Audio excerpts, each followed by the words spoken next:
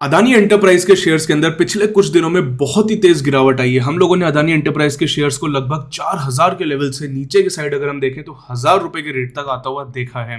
वहीं से अगर हम देखें तो 1000 रुपए के रेट से पिछले 2 दिन में एक बहुत स्ट्रांग बाउंस बैक आकर के शेयर हमें लगभग 1600 के रुपए के रेट तक भी जाता हुआ दिखाई दिया है। तो ऐसे में हर बंदे के दिमाग में, ऐसे में हर इन्वेस्टर, हर ट्रेडर के दिमाग में आता होगा कि जब कोई स्टॉक इतनी बुरी तरीके से गिरा है तो क्या इसमें कौन सा लेवल हो सकता है जिसको हम रिस्पेक्ट करें, कौन सा लेवल हो सकता है जिसको हम फॉलो करें, और ऐसा कौन सा प्राइस है अदानी एंटरप्राइज का। मान लेते हैं शेयर के अंदर बहुत बुराई है, मान लेते हैं शेयर बहुत ज़्यादा ओवर वैल्यूड है, तो कौन सा दाम है जिसको हम मान सकते हैं कि वो शेयर की सही वैल्यू है, कौन सा दाम है जिसके अंदर शेयर को बाय करने के लिए देखा जा सकता है, या कौन सा दाम है जहां पे वापस से हम कह सकते हैं कि अब ये शेयर अपने सही वैल्यूएशन पर या एक लोअर वैल्यूएशन पर आ चुका है। देखेंगे हम लोग आज की वीडियो में। वेलकम टू इन्वेस्टोग्राफर, मेरा नाम है अंकित एंड वीडियो शुरू करने से पहले जल्दी से लाइक का बटन दबा दो एंड कमेंट सेक्शन के अंदर वी आर द इन्वेस्टोग्राफर्स लिख दो। चैनल को पहली बार देख रहे हो तो सब्सक्राइब जरूर कर लीजिएगा।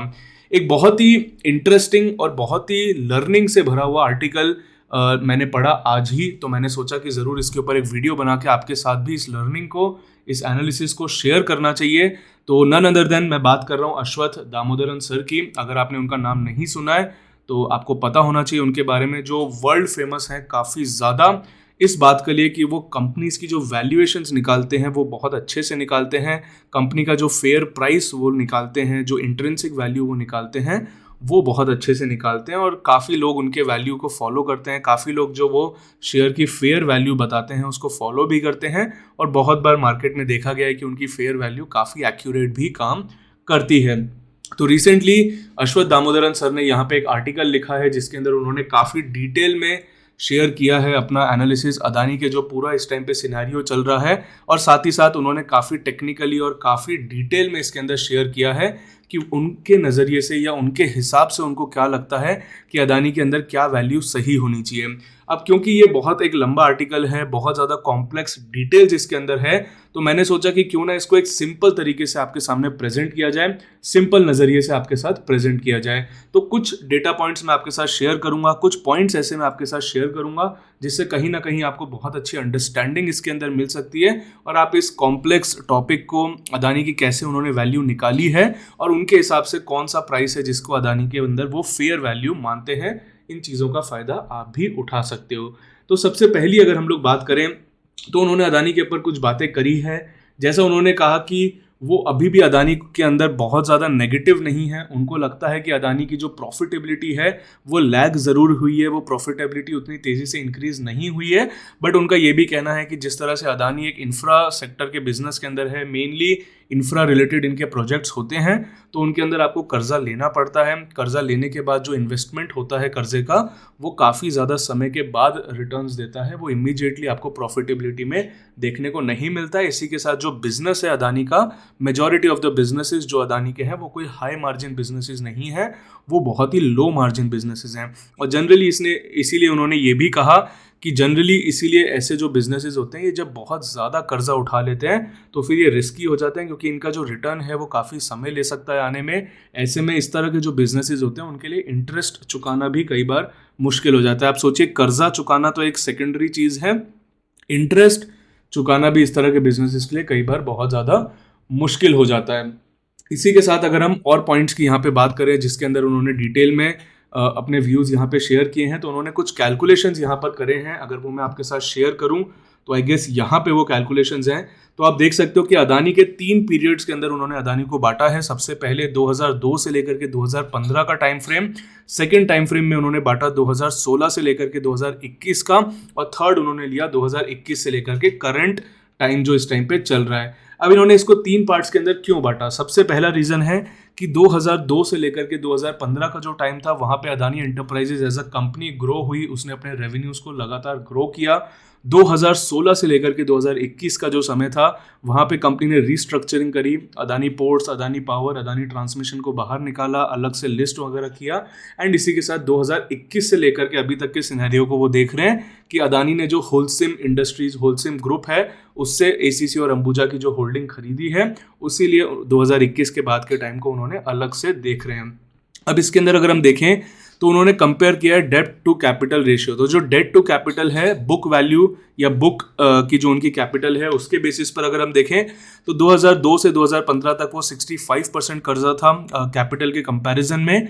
वहीं पर अगर देखें तो 2016-21 में 50% तक रहा एंड 2021 के बाद 57% हुआ। यानी यहाँ पे कंपनी ने ज़रूर ग्रो किया, यहाँ पे कंपनी ने उस चीज़ को कम किया, बट वापस से वो इंक्रीज करने की तरफ चली गई।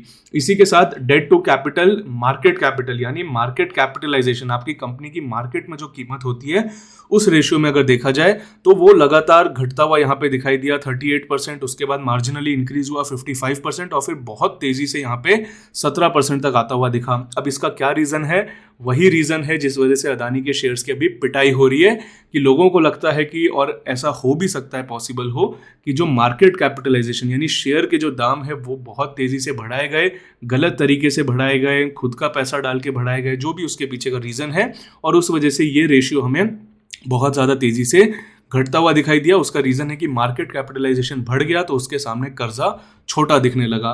इंटरेस्ट कवरेज रेशियो अगर आप यहाँ पे देखो तो यहाँ एक थोड़ी हमें सच्चाई या थोड़ी एक क्लैरिटी देखने को मिलती है। इंटरेस्ट कवरेज रेशियो बेसिकली क्या होता है कि आपकी जो कमाई है वो आपके इंटरेस्ट के कितना गुना आप निकाल पा रहे हो। यानी अगर आपको इस साल 1 करोड़ रुपए का अगर कर्जा का इंटरेस्ट देना है, मैं कर्जा चुकाने की बात नहीं कर रहा हूँ, कर्जे पे जो सिर्फ आपका इंटरेस्ट है, जो ब्याज आपका कर्जे पे आ रहा है, वो अगर आपका 1 करोड़ का है और आप 1.5 करोड़ मार्केट में कमा पा रहे हो या अपने बिजनेस से 1.5 करोड़ रुपया कमा पा रहे हो, मतलब आपने 1.5 इंटरेस्ट कवरेज रेशियो यानी 1.5 गुना कमाई कर पाई, तो उसमें से 1 करोड़ तो आप कर्जा का ब्याज देना पड़ेगा और बाकी पैसा आपकी जेब में बचेगा।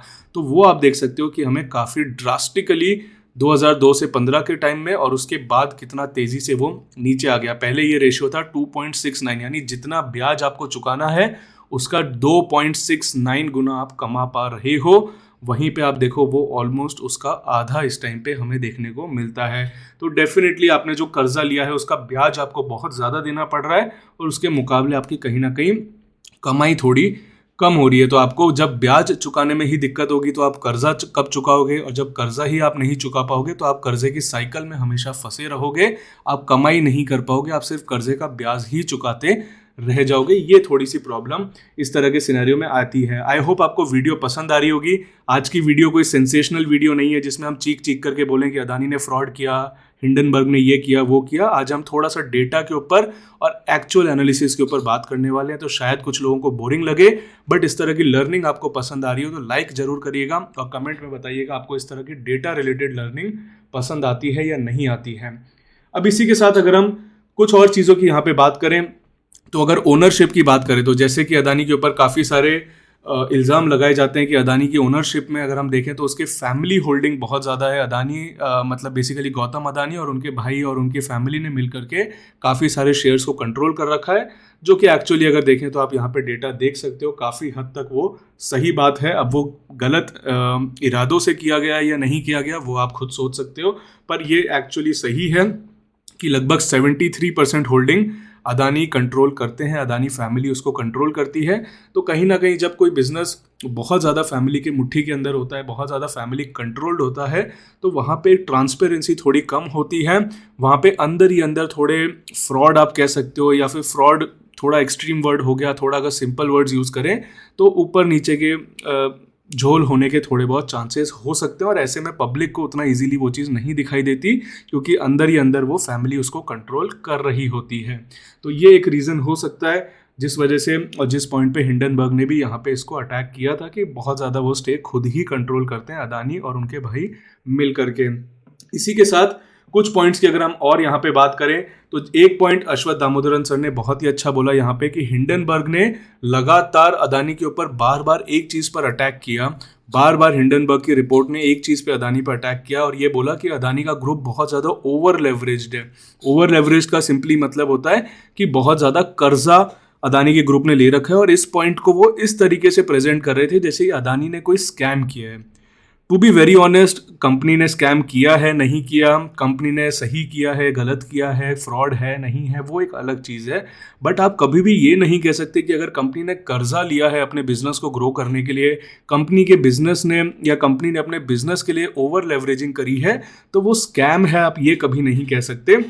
अगर बहुत सारी कंपनीज ऐसी दुनिया में हुई है जिन्होंने बहुत बड़ा कर्जा उठाया, बहुत बड़ा लेवरेजिंग करी और उसके बाद अगर उनका सक्सेसफुली बिजनेस ग्रो हो जाता है लेवरेजिंग से, तो वो बहुत सुपर सक्सेसफुल कंपनीज बन जाती है, अपना कर्जा चुका के बहुत ज़्यादा सालों तक बहुत ज़्यादा डेकेड्स तक प्रॉफिट कमा करके देती है इन्वेस्टर्स को, और वहीं पे डूबने का भी चांस होता है। तो आप इसको ये कह सकते हो कि उन्होंने रिस्क बहुत ज़्यादा लिया है, बट क्या इसको ये कहना कि उन्होंने स्कैम किया है या उन्होंने कोई बहुत बड़ा फ्रॉड किया है, ये थोड़ा गलत है। और ये मुझे भी ऑनेस्टली लगता है कि आप इस चीज़ के ऊपर पॉइंट आउट करके ये नहीं कह सकते कि उन्होंने कुछ गलत किया। उन्होंने कर्जा लिया है, बिजनेस के लिए कर्जा लिया है, उन्होंने रिस्क लिया है कि वो कर्जा ना चुका पाए तो कंपनी डूब सकती है, और अगर कर्जा चुका दिया तो ऐसे में कंपनी ग्रो कर सकती है। उन्होंने रिस्क लिया है, बट इसको ये बोलना कि ये फ्रॉड है, ये गलत है। बाकी चीज़ों पे आप पॉइंट आउट कर सकते हो कि वो शेयर्स को कंट्रोल करते हैं, मैनिपुलेट किया या नहीं किया, वो आप पॉइंट आउट कर सकते हो। पर कर्जा लेना कोई स्कैम नहीं होता है, कर्जा लेना एक रिस्क होता है। आप चुका पाए तो आप सक्सेसफुल हो जाओगे, नहीं चुका पाए तो आपकी कंपनी डूब सकती है, बर्बाद हो सकती है। तो आई होप कि आपको ये वीडियो ज़रूर पसंद आई होगी। और इन दी एंड जो भी लोग इस चीज़ के लिए रुके हुए थे कि कौन सा प्राइस है जो अश्वथ दामोदरन सर ने पॉइंट आउट करा है, जहां पे उनको लगता है कि अदानी एंटरप्राइजेस की जो फेयर वैल्यू हो सकती है, कंसिडरिंग जो ग्रोथ आने वाले दिनों में हो सकती है या मिल सकती है, और बाकी सारे रिस्क और रिवॉर्ड्स को सोचते हुए, तो अश्वथ दामोदरन सर ने पॉइंट आउट किया है कि उनको ऐसा लगता है, अगेन ये हमारी कोई एडवाइस नहीं है, हमारा कोई रिकमेंडेशन नहीं है, बट अश्वथ दामोदरन सर ने जो बोला है कि उनको 947 के अराउंड जो प्राइस है, यानी राउंड फिगर में हम कह सकते हैं 950 का जो प्राइस है, वो उनको लगता है कि अदानी एंटरप्राइज की एक फेयर वैल्यू हो सकती है। अगर उसके नीचे मिलता है तो अश्वथ सर की तरफ से ये स्टॉक डिस्काउंटेड हो सकता है। बट अगेन उन्होंने ये भी बोला है अपनी रिपोर्ट के अंदर या अपने एनालिसिस के अंदर कि वो स्टॉक अगर उस प्राइस के नीचे भी आ जाता है तो वो पर्सनली उसको नहीं खरीदेंगे, क्योंकि वो इस चीज़ में नहीं जाना चाहते, वो इंटरेस्टेड नहीं है एक फैमिली कंट्रोल्ड बिजनेस के अंदर जाने के लिए।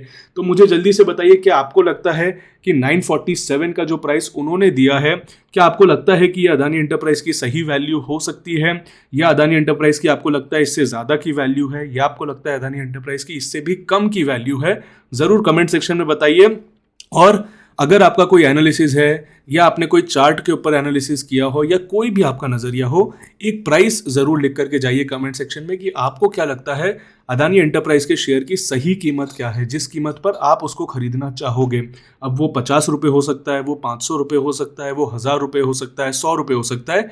ऐसा प्राइस एक ज़रूर कमेंट सेक्शन में लिख करके जाइए जिसमें आप खुद खरीदना चाहोगे अदानी एंटरप्राइज को। अगर आपको कोई देगा तो आप उस प्राइस में लेने के लिए रेडी हो। इसी के साथ आज के वीडियो को एंड करते हैं। आई होप आपको ये एनालिसिस, ये कमेंट्री ज़रूर पसंद आई होगी। अगर पसंद आई है लाइक करिए, चैनल को सब्सक्राइब करिए। इसी के साथ जो हमारा बिग बुल्स क्लब है, जो हमारा प्रीमियम ग्रुप है, जहाँ पे हम डेली आपके साथ बैठ के आपको गाइड करते हैं, ट्रेडिंग इन्वेस्टमेंट के अंदर आपकी मदद करते हैं, और जो भी ट्रेड्स और इन्वेस्टमेंट हम लेते हैं या हमारे रेडार पर होते हैं वो आपके साथ शेयर करते हैं, उसको अगर आप ज्वाइन करना चाहो तो बिल्कुल ज्वाइन कर सकते हो। उस पर आपको 40% का बढ़िया डिस्काउंट मिल रहा है, उसको जाकर के आप ले सकते हो। IG40 कोड है, आप पहले कमेंट में देख सकते हो, लिंक आपको मिल जाएगी।